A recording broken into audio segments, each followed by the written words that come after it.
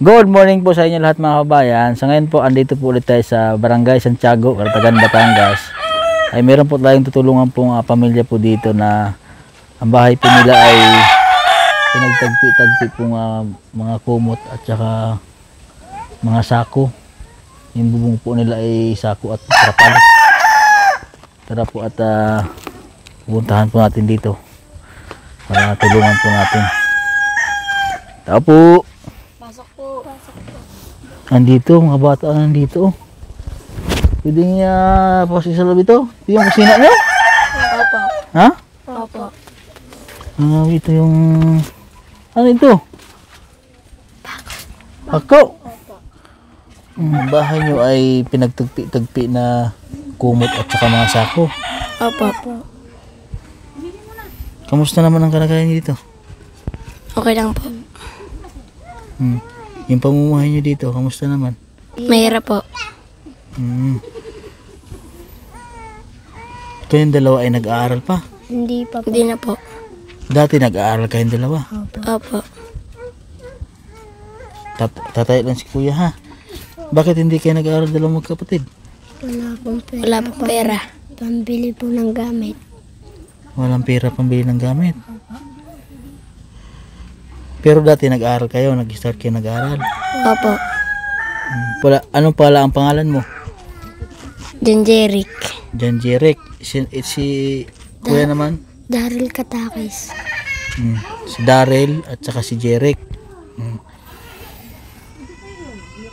Paano pagka halimbawa Daryl pag ano dito, umuulan? Natulog po. Natulog? Opo. Nababasa kayo dito magkakapatid? Opo. Ano na lang ginagawa niyo pagka halimbawa natulog dito? Saan na kayo nagsisiksikan? Tabi. Sa tabi po. Ha? Sa tabi po. Sa tabi? Nakaupo na lang kayo? Opo. Maitanong ko pala, saan pala si mama at papa nyo? Nagtatrabaho po. Nagtatrabaho. Anong trabaho ni mama at papa nyo? Nagtatabas po. Nagtatabas ng tubo. Opo. Yung mga batang ito. Pugi pa naman itong mga bata ito. Parang mukhang Bombayin. Tangos pa ang ilong si ano. Anong pangarap mo sana? Maging sundalo po. Sundalo, gusto maging sundalo. Ikaw si Janjeric, ano? Ano ang pangarap mo Janjeric sana? Sundalo. Sundalo din. Anong grade kayo nung tumigil sa pag-aaral? Nakapag-grade 1 ba kayo? Opo. Ikaw nag-grade 1 ka. Anong grade kayo tumigil? Grade 1. Grade 1? Opo. Nakatapos kayo ng grade 1? Opo. Ito mga batang ito. Ilan kayo magkakapatid? Kami po yung 4 kayo? Ito yung dalawang batang ito. Ano madalas na kinakain nyo dito? Gulay po, kaya papaya. Gulay papaya. Kamusta naman ang kalagayan dito sa buhay? Mahirap po. Mahirap. Sa isang araw, ilang beses kayo nakakain ng kanin? Ano po? Hapon na po. Hapon na? Pag minsan nakakaranas kayo ng ganun? Opo. Nakakaranas ba kayo ditong saging na lang kinakain? Opo. Nakakatuwa itong bata na ito dahil sabay sila laging magsalita ng upo at upo. Buti magaling kayo mga upo Opo. Ang mama mo ba Daryl ay may lahi Daryl? Opo. Anong lahi nyo? Kasi ito ang gwapong bata no? Tingin ka ito sa camera Tangos na iyo Kasi ito mga artistahin mukha gandang lalaki gandang bata Ito kasi mukhang Bombayin. No? Kung Bombayin siya Wala ba kayong Bombay Daryl? Mama mo may lahing Bombay? Bombayin Hindi na sinakita yung mama niya kung ano yung itsura. Pero sa palagay ko kahawig mo yung mama mo. Kasi kung ang mama mo ay may may lahing Bombay, kawig mo yung mama mo. Ilan taon na si Daryl? Siyam po. Ha? Siyam. Siyam. Ikaw? 11 po. 11. Tapos dapat sa edad mo na yan, ano ka na? Nasa grade 5 ka na. Si Daryl naman, dapat ang edad niya sa 9 years old, dapat ay nasa grade 4. O kaya grade 3. Yung mga ganyan ka na.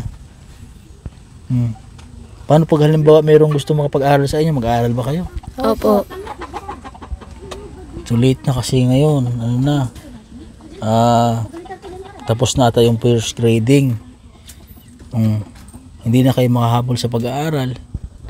Hindi na kayo tatanggapin. Baka kung sakali man, next year, kung gusto niyo mag-aral, baka may magbigay ng sponsor sa inyo katulad ng mga pinapaaral ko dito sa Batangas. Gusto niyo ba mag-aral? Opo.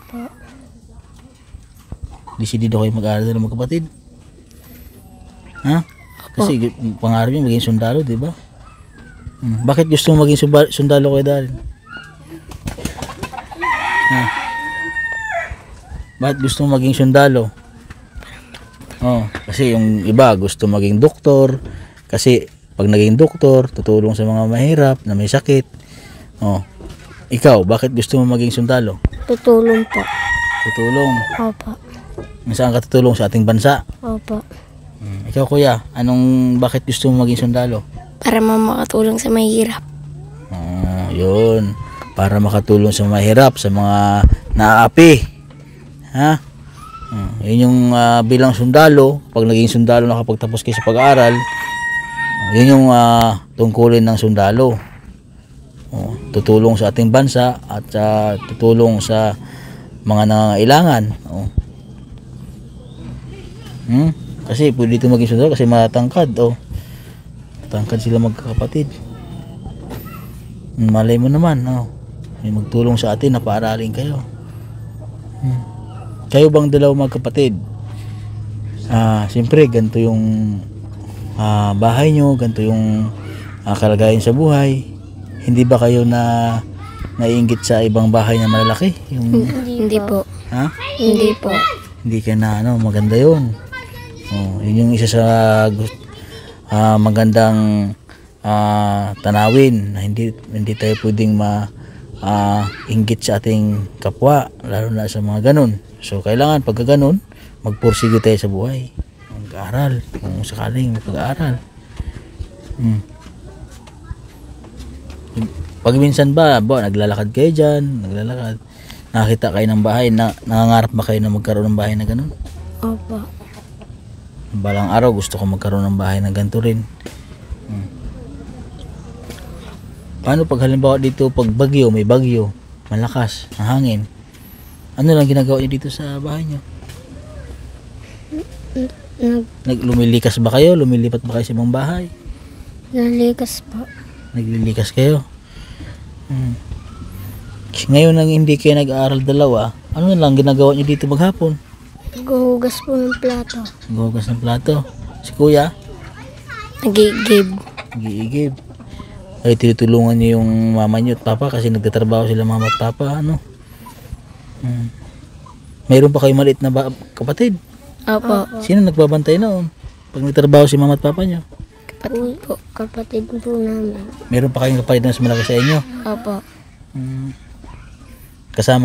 Kasama nila mama niyo ngayon? Opo. Nakatuto mga bata. Sige, at meron akong dalang pagkasabi nila ang kay mama mo na may pumunta dito na tumulong. Papa mo may dala ako ditong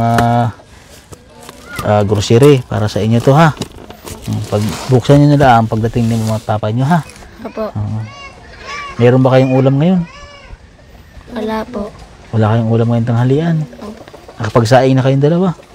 Opo. Ha? Opo. Kasi ang problema wala pang ulam. Opo. Umuwi ba si mama at papa nyo pag tanghali? Opo. Dito sila nagtatanghalian? Opo. Nagluluto ba kayo dito ng ulam? Siyempre nasa trabaho pa si mama at papa nyo. Nagluluto po ng papaya. Sino ang marunong magluto sa inyong papaya? Kami pong dalawa. Kayong dalawa? Opo. nagluluto na kayo ng ulam at saka para pagdating ng mama at papa nyo, meron na sila makakain na ulam. Opo. Ano madalas niya lutuin sa papaya? Nilalako po namin ang papaya ng malunggay. Malunggay eh. Yung papaya. Ano yun? Sabaw o gisa? Sabaw. Sabaw. Ang galing na itong mga bata na ito. Marunong sila sa buhay.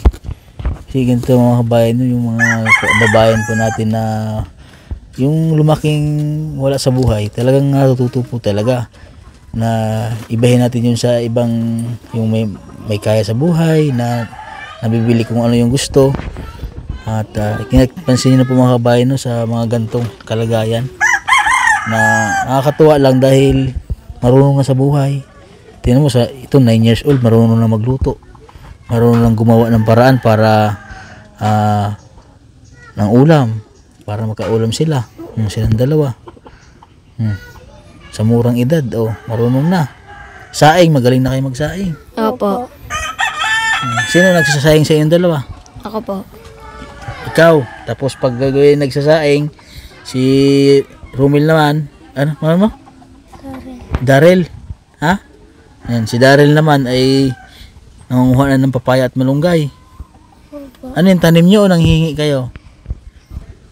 Tanim po. Tanim. Buti may tanim kayo dito. Ano? So, sige ha. At pasensya na't naabala namin kayo. Ayan. At ito nga, pagdating ni mama at papa nyo, ibigay yun sa kanya ha. Opo. Kaya baka sakali makabalik naman ako. At makabalik kami dito. At ano bang kailangan nyo dito sa bahay? Gamit po.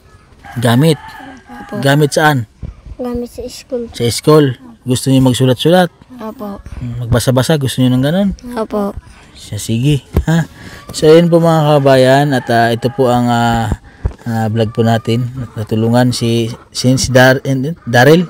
Si Darrell at saka si Jeric. Ito magkapatid po na ito. Dito po natin natagpuan sa Barangay Santiago, Calatagan, Batangas. At sa mga nais po magbigay po ng tulong sa kanila, sa magkapatid, at message lang po kayo sa aking Facebook page, Mastering Rain Channel po. Any amount po na inyong ibibigay ay malaking tulong po yun para sa kanila. Lalo na po na gusto nga po daw nila mag-aral, yung magsulat-sulat at magbasa. Bibilhan ko kayo ng mga abakada, ng mga babasahin. Ha? Para pag wala kayong ginagawa dito, pag ay tapos na kayo sa gawaing bahay nyo, pagluto na kayo ng kanin at saka ulam para kay mama at papa nyo ay magsulat-sulat kayo tapos magbasa, ha?